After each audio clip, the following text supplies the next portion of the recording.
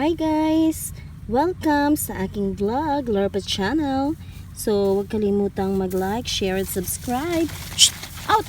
Okay. Yan ang ating kalabasa.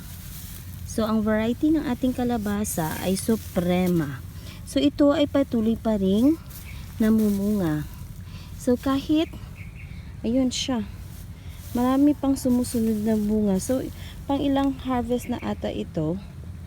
So, patuloy pa rin siyang namumunga. So, ayan ang ating Suprema kalabasa. So, ayan o.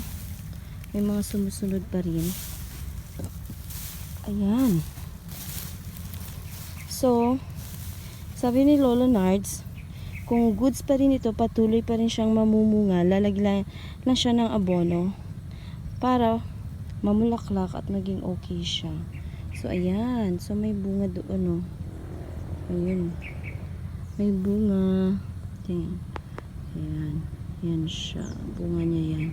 May mga bunga nakatago. Hanggang doon yung ating kalabasa. Hanggang doon. Yun, oh.